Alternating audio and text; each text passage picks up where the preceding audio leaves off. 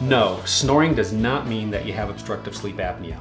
40% of people who have loud snoring don't have obstructive sleep apnea. They just make a lot of noise, making it harder for their spouse to sleep. But 60% of people do have obstructive sleep apnea, and obstructive sleep apnea is very important to get diagnosed and treated.